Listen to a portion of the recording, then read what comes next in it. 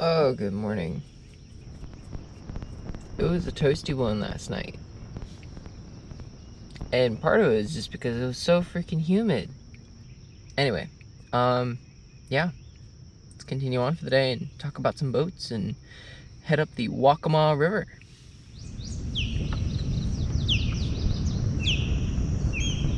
You can hear the osprey echoing through the forest.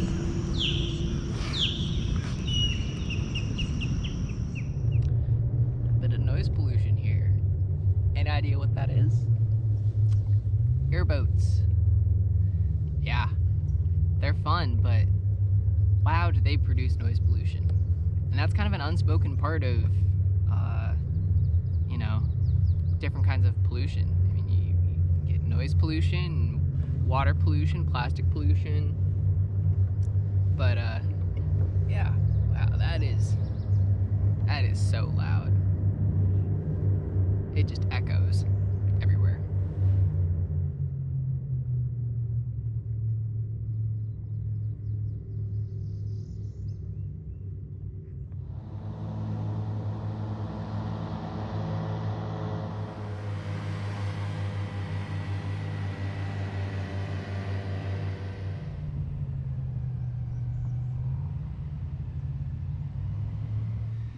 Okay, so I've been saying that I'm going to talk about boat stuff, so here we are, finally talking about boat stuff and nautical things in general. So we had already gone over the different directions on a boat. So again, remember, front of the boat, bow, good. Back of the boat, stern. Right side of the boat, starboard. Left side of the boat, port. Now the reason they use these terms is because on larger boats, you could easily get turned around. That if you're facing the bow, that's the front for you. But if you're facing the back of the boat, that could easily be the front for you. Or, you know, left and right. So, bow, stern, starboard, port. Might be mirrored for you. But then also, I want to go over to some basic nautical terms and kind of define those, as well as I fully understand that I'm not going to get to all of them, and there might be slight differentiations on some of the definitions that we go over. But from here, one of the things I also like to talk about is on a boat, what would you call this? You might call this rope, and it is, unless you put it on a boat. As soon as you put this kind of thing on a boat, it automatically becomes a line. So any kind of rope on a boat is called a line. But then you can even have lots of different lines on boats for what they do. So this line here is the one that's attached to the clew, which is the bottom aft corner of my sail. That is what unfurls. So furling is when a sail rolls up, but this furling happening here that pulls the sail out, this line here is called a sheet. And so a sheet is what controls the ends of a sail on its tension and its overall angle. But then you can see I have two different lines here that are tied together. And so this is then my main sheet controlling the main sail or mainsail. But then this kind of orange and gray line is the one that helps roll the sail up. As we said, it's called furling. And so then it's called the, exactly, furling line. So then I can just do that and it rolls the sail up. Let me show you what furling and unfurling the sail looks like. So here we are with the sail furled up, and we're going to then uncleat, which are the basically tighteners of our lines. Trying to figure out where this boat's going. But then we're going to unfurl like this. People are very excited to wave. And then we're going to furl it back up. Some other terms that are kind of universal across both motorboats and sailboats is the terms of distance and speed when it comes to boats. So you've heard me talk about throughout this entire trip that I'm talking about something called knots. So knots is a form of speed utilized for nautical applications, and a knot stands for 1 nautical mile per hour. So So then you might be asking, what's a nautical mile? Well, it's a little bit longer than a statute mile. And a statute mile is about 2.2 kilometers for those in other parts of the world, outside of the United States. I know, I'm sorry, we're weird, but one statute mile, but then one nautical mile is about 1.15 statute miles. Because a nautical mile is exactly one, I believe, 1 second or 1 minute. I think it's 1 minute of latitude, which, if we want to talk about that for a second, when I'm talking about minutes and seconds of latitude, if we think about our globe, a lot of what we consider in terms of positioning is through decimals. So for me right now, my technical GPS location is in degrees. So my current position is 33.55284 degrees north and 79.08687 degrees west. But there's other ways of using mapping system, using basically a giant grid, which then is broken down into degrees, minutes, and seconds. If you want to learn more about that, I'll go ahead and put a link down to either a video or a article that talks about all of our different coordinates systems more in depth, or I might link a video up here. A nautical mile is 1 minute by distance, but then in terms of speed, a knot then is it was used a rope that had a set length and it had a certain number of knots in it, hence the name of knots, that then had, in ship times, they would throw it off the end and they'd count how many knots that they would let the rope out for a certain amount of time, and then they would then count how many knots they had in that time that it was let out, and that would be how fast they were going.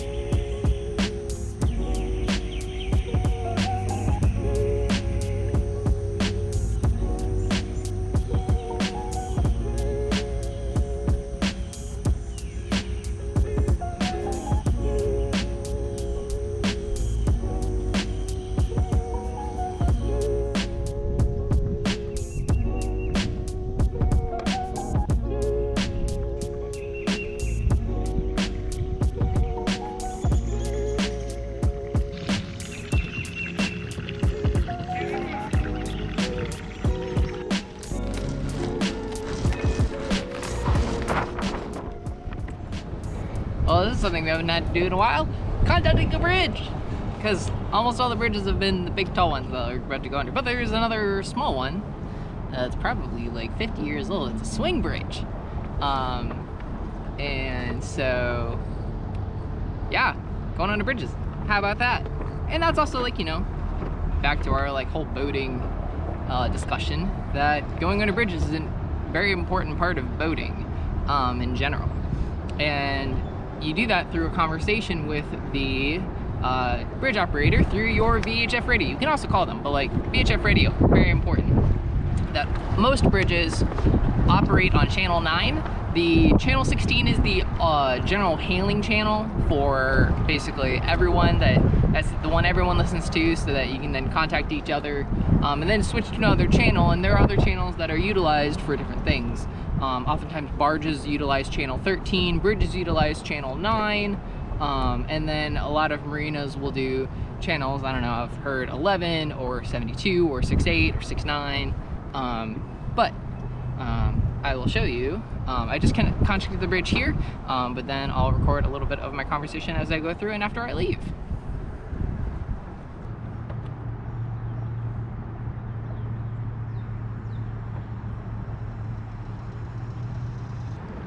Morning.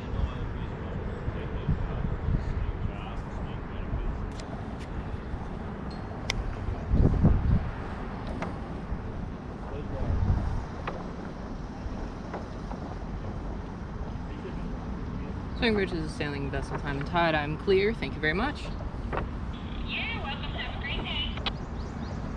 Caution, caution. Swing Bridge is now closing.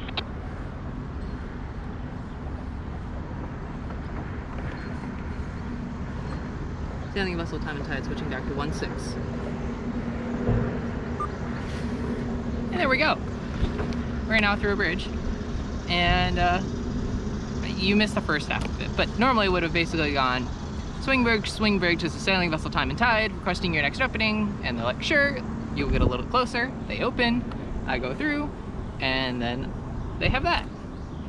And yeah, bridges, super fun, but really important to understand the lingo going through bridges, because if you don't understand that lingo, 1, you're gonna look silly, 2, you're gonna sound silly, and 3, that can be a safety hazard, because you need to be able to communicate with the people operating those bridges, because those bridges are heavy, and any damages that are caused to the bridge or to your boat because of you are your fault, not the bridge operator's fault. So, understand your bridge's communication, bridge regulations, and obey everything that the bridge tender tells you, because they're in control of a lot. But bridges are also fun because you get to talk to some people.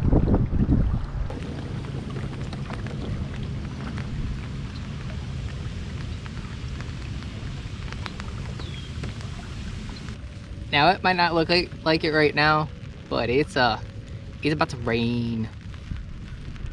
I can feel it. Not really.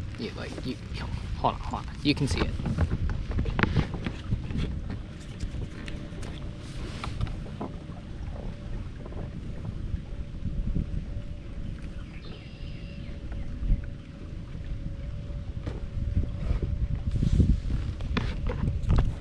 It's gonna rain. Now, it's not gonna be bad rain, but it's still gonna rain.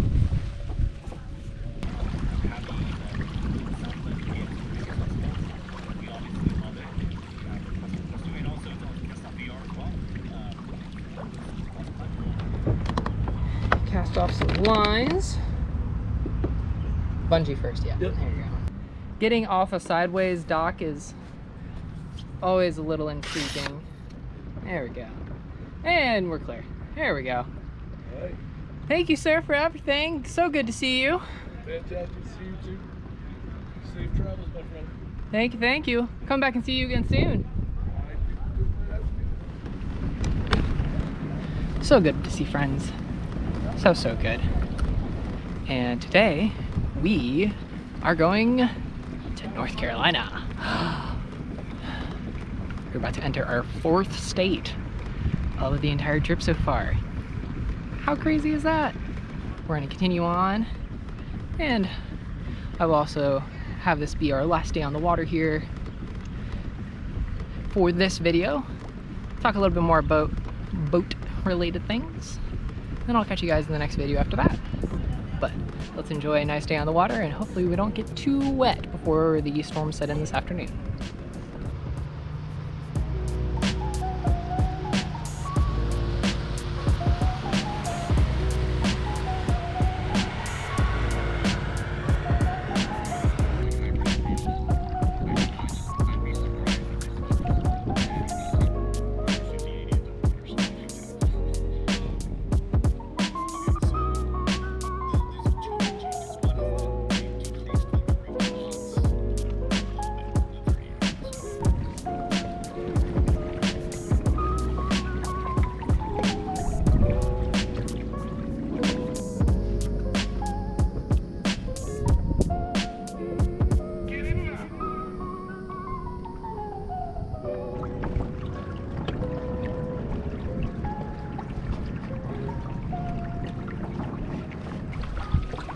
realizing I'm not doing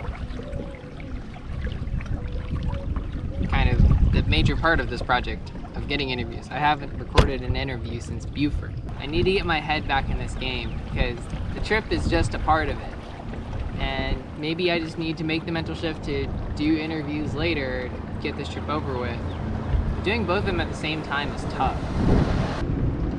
And I think that's evidence of the mental toll that a trip like this is taking. That's getting hard to like continue planning. There's a part of me that just wants to be done, and I want to acknowledge that, but I'm not gonna like, let it win. But it's worth acknowledging. We're coming up on 2 months since I restarted, which is like a feat in and of itself, and I'm proud of that, and that I'm excited. And I'm, you know, getting into North Carolina. I just am realizing I need to do more planning.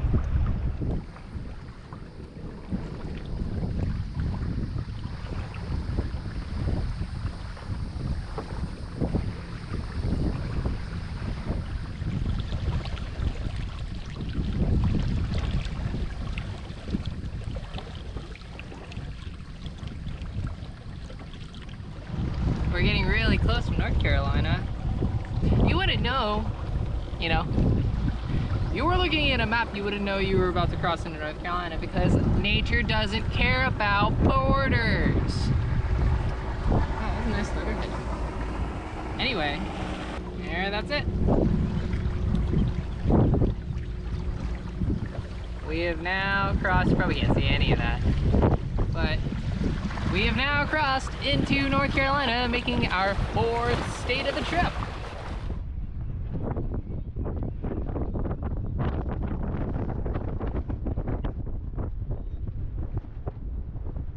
It's interesting, and this has stayed true throughout this entire trip, that every town you go to or every region you go to, there are different concerns for different people, which means that trying to get people to rally behind climate change is hard. But that doesn't mean that I haven't had anecdotal evidence. And wow, by and large, biggest threat from climate change to people here along the coast is flooding. Flooding, which just kind of makes sense, but like on a whole other level because of development. I have not heard more people talk about development, and I have not seen more development along waterways than I have here in South Carolina. It's insane. And I just am trying to imagine having a conversation with one of those new homeowners about, you know, by the way, your house could be underwater in 20 years. I wish I could spend, you know, a week in every town, but that would take forever. And I'm gonna want to get off the water at some point. Well, I think this is gonna be a good anchorage tonight. It's windy, but the anchor's holding really well. Since I'm right behind a marsh on the prevailing wind, there's no wake. But what this trip has taught me is dealing with setbacks, dealing with issues, dealing with problems.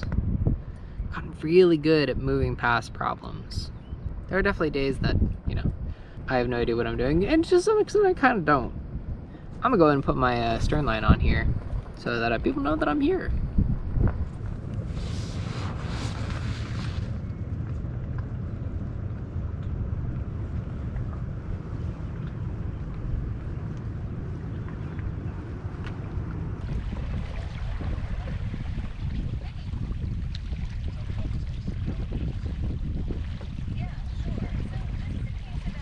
Now, one last thing that I do want to focus on in terms of our boating segment here is talking about some sailing stuff, because sailing is my favorite part of boating.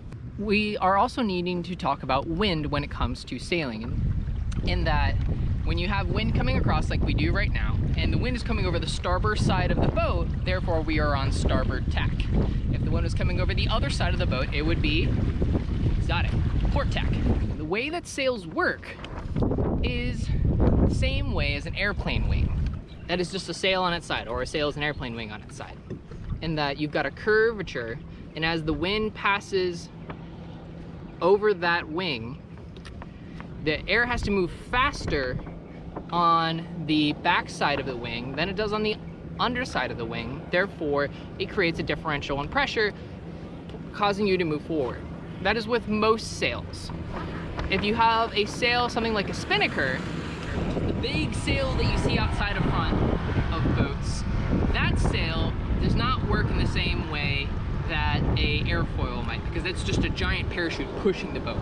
But most other sails work on the concept of a wing. There's a lot of terminology when it comes to sailing, particularly, and you don't have to learn it all right away to be a sailor. I think the best way to learn how to sail is just get out and experience it and do it and feel it. Just because, you know, you can learn a lot from a textbook, but getting out and doing it is the best way.